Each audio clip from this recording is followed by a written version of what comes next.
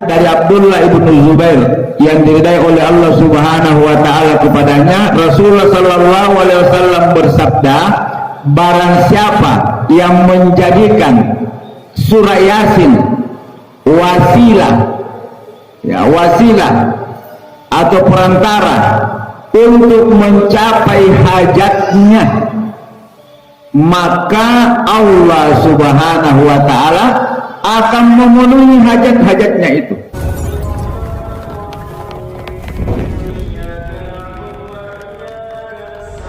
Assalamualaikum warahmatullahi wabarakatuh.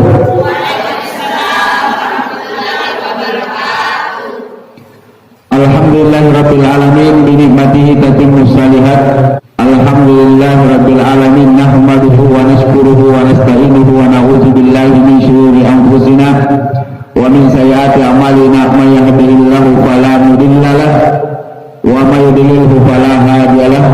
Wassalatu wassalam ala Rasulillah Muhammadin wa ala alihi wa sahbihi wa man tabi'ahum bi ihsanin ila yaumiddin, amma ba'du. Yang kami hormati dan sama-sama kita hormati penyuluh agama Islam Kecamatan Tempobulu yang sempat hadir, dan yang kami hormati Ibu Ketua Tim Penggerak PKK Desa Bontoa, khususnya jamaah Masjid Baitul Makmur, semoga makmur. Surah Yasin ini banyak hadis-hadis atau banyak dalil-dalil yang bercerita tentang surah Yasin, utamanya keutamaan membaca surah Yasin. Rasulullah sallallahu alaihi wasallam annahu qala suratul Yasin qalbul Quran la yaqra'uha ahadun yurid daral akhirah illa ghafarallahu ikra'uha ala mautakum. Rasulullah sallallahu alaihi wasallam berbicara tentang surah Yasin. Beliau bersabda, sesungguhnya surah Yasin adalah hatinya Al-Quran. Jadi segala sesuatu mempunyai hati. Dan surah Yasin adalah hatinya Al-Quran. Maka barang siapa yang membaca surah Yasin karena menghendaki kehidupan akhirat, jadi dia baca Yasin karena menghendaki keselamatan akhiratnya, maka Allah akan mengampuni dosanya. Maka Nabi mengatakan ikra'uha ala mautakum, dan bacalah Yasin kepada orang-orang yang sedang sakaratul maut. Jadi Bapak Ibu punami keluar kata garing, tidak apa-apa kita baca Yasin, ya. Niatkan saat itu, ya Allah, jika keluargaku yang sakit ini Engkau masih takdirkan akan sembuh kembali, maka sembuhkan dengan cepat dengan berkah surah Yasin. Tapi jika keluargaku ini, ya Allah, dengan penyakitnya ini Engkau akan mengambilnya, maka kumohon ya Allah, matikan dalam keadaan husnul khatimah. Macam Yasin, jadi dua gunanya. Dengan Yasin, dengan kemuliaan surah Yasin, ketika dibacakan kepada orang sakit, itu Allah bisa sembuhkan dengan cepat dibanding kalau tidak dibacakan Yasin. Yang kedua pun memang injo garin napa sabatkan dalam matinya bisa husnul khatimah. Yang mendengarkan diampuni dosanya, yang membaca diampuni dosanya. Alhamdulillah. Wa akhrajahu Tabrani min hadis anin Nabi sallallahu alaihi wasallam. Jadi hadis ini dari Imam At-Tabrani mengatakan Rasulullah sallallahu alaihi wasallam bersabda, man dawama ala Yasin kulla lailatin summa mata syahidan kasafil itqan. Rasulullah sallallahu alaihi wasallam bersabda, barang siapa mendawamkan, mengkekalkan membaca surah Yasin setiap malam, maka orang itu akan mati syahid. Demikian dijelaskan di dalam kitab Al-Itqan. Hadis ini diriwayatkan oleh Imam At-Tabrani. Subhanallah, dahsyat ya. Barang siapa yang setiap malam selama hidupnya membaca surah Yasin, maka orang itu akan mati dalam keadaan mati syahid. Mau mati husnul khatimah? Kamana tuh kita ki mati sunmatina ada tengah mateta. Apalagi pun aku cini ngasih nurupan nama istri ngatalnya masallah. Dalamnya menerapi kasih bilangan tala batuan. Maka persiapkan diri tak Bapak Ibu, persiapkan diri tak. Salah satu bentuk persiapan kita, usahakan setiap malam duduk baca surah Yasin. Kalau tidak sanggup, lanjutkan dengan surah Toha, surah Yasin. Tidak lama gitu. Kalau kita sudah hafal itu 10 menit selesai.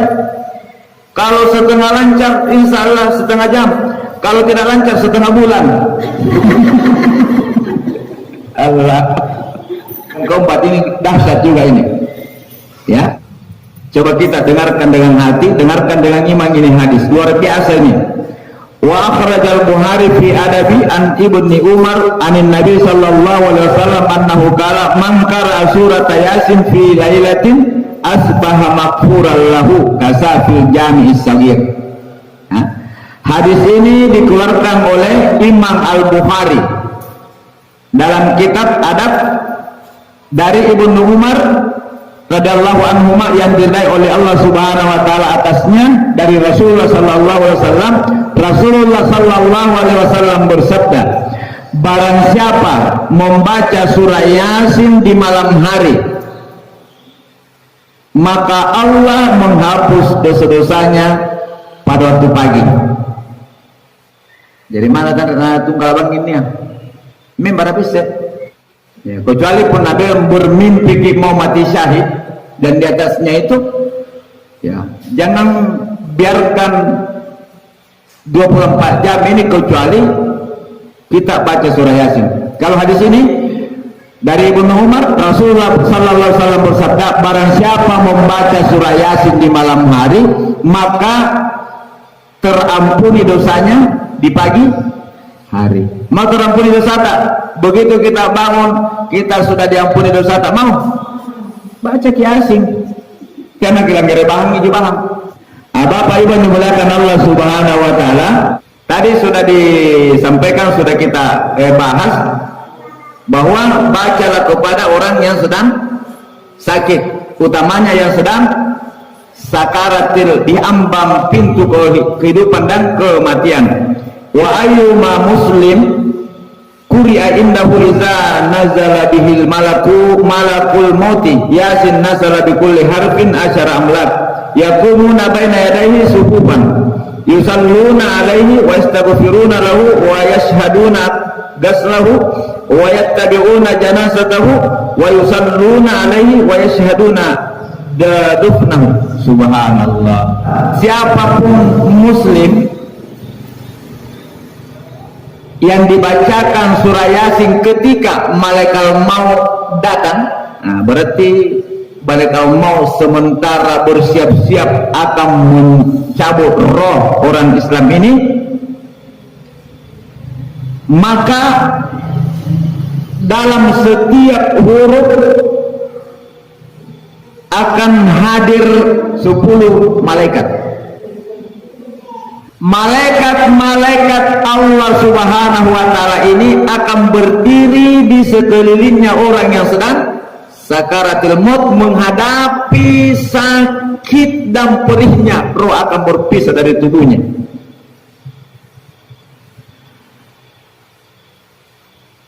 Dan malaikat-malaikat itu akan berdiri bersab-sab untuk mensalati orang itu dan memohonkan ampunan kepada orang itu, dan malaikat-malaikat itu akan menyaksikan orang itu dimandikan, dan malaikat-malaikat yang hadir karena berkat bacaan surah Yasin akan mengantar jenazah sampai ke kuburan. Kemudian malaikat-malaikat itu akan bersalawat kepadanya, mendoakannya dan menjadi saksi penguburannya. Ini bokolong pun nih ibu-ibu yang saya muliakan.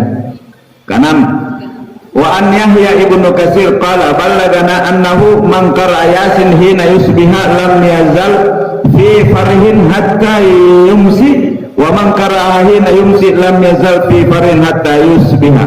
Ini agak butuh waktu Karena Rasulullah sallallahu alaihi wasallam berkata, barang siapa yang membaca surah Yasin di pagi hari, maka orang itu akan dimasukkan ke dalam kehidupannya kebahagiaan, kegembiraan sampai sore hari. Dan barang siapa membaca surah Yasin di sore hari, maka Allah akan memasukkan kegembiraan, kebahagiaan ke orang itu, ke hati-hati orang itu sampai pagi. Wa akhraja al-mahamili fi ma'alihi an Abdullah bin Zubair radhiyallahu anhu maqala qala Rasulullah sallallahu alaihi wasallam man ja'ala Yasin amama hajatihi qudiyat lahu wa lahu syahidun mursalun inda Darimi. Jadi hadis ini dikeluarkan oleh Al-Mahamil dalam kitab Ma'alinya dari Abdullah ibn Zubair yang diridai oleh Allah Subhanahu wa taala kepadanya. Rasulullah sallallahu alaihi wasallam bersabda, barang siapa yang menjadikan surah Yasin wasilah atau perantara untuk mencapai hajatnya, maka Allah Subhanahu wa taala akan memenuhi hajat-hajatnya itu. Barang siapa membaca surah Yasin karena mengharapkan semata-mata ridha Allah Subhanahu wa taala, maka Allah akan mengampuni dosa-dosanya. Barang siapa membaca surah Yasin di malam hari, maka Allah akan ampuni dosanya di subuh, di pagi hari. Barang siapa yang mendawamkan, mengekalkan membaca surah Yasin setiap malam, maka orang itu matinya mati syahid. Ya. Barang siapa yang membaca surah Yasin di pagi hari, maka Allah akan memasukkan ketenangan, kegembiraan ke dalam hatinya, kehidupannya sampai sore hari. Dan barang siapa membaca surah Yasin sore hari, misalnya setelah salat asar sebelum maghrib, maka Allah akan memasukkan ketenangan ke dalam kehidupannya sampai subuh hari. Setiap ada gunda gulanata, setiap ada masalah, maka jangan lari kepada siapa-siapa, jangan macam-macam, ambil air wudhu, cari Al-Quran, pakai adab, menghadap ke kiblat, baca surah Yasin. Jadi sesungguhnya surah Yasin itu intinya baca saja, nanti Allah yang akan datang apa maunya Allah Subhanahu wa taala. Jadi enak itu kalau kita mengaji, kita serahkan kepada Allah Subhanahu wa taala khasiatnya, fadilahnya, apa yang Allah akan berikan, karena Allah lebih tahu diri kita daripada diri kita sendiri kita untuk mengetahuinya. Saya kira demikian.